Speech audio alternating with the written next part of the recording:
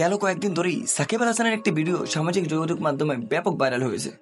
সেই ভিডিওটিতে দেখা গিয়েছে সাকিব আল হাসানের এক ভক্ত তার সাথে ছবি তুলতে এসেছিল, কিন্তু সাকিব তার সাথে ছবি তুলতে না প্রকাশ করে তাকে তাড়িয়ে দিয়েছে।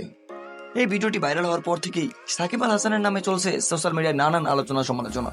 সবাই বলছেন সাকিব আল হাসান অহংকারী, তিনি কারোর সাথে ছবি তুলতে চান না, বরং কেউ যদি তার সাথে ছবি তুলতে আসে তাহলে তিনি বিরক্ত হন।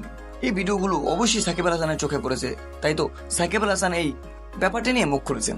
সাকিব আল হাসান জানিয়েছেন, তখন আমি একটি গুরুত্বপূর্ণ কথা বলেছিলাম কোচের সাথে, আর তখনই আমার ভক্ত আমার সাথে ছবি তুলতে এসেছিল, তাই আমি তাকে তাড়িয়ে দিয়েছি। শুধু তাই নয়, আমি তার সাথে পরবর্তীতে ছবিও তুলেছি, তাকে জাস্ট গিফট করে আমার সিগনেচার করে দিয়েছি। তো যারা এই ব্যাপারটিকে নিয়ে বিভিন্ন মন্তব্য করেছেন তাদেরকে একটা কথাই বলতে চাই, আমি আমার মতোই চলি।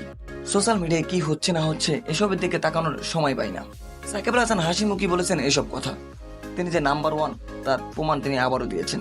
সেই ভক্তকে খুশি করেছেন, তাকে জার্সি উপহার দিয়েছেন এবং দিয়েছেন অটোগ্রাফও।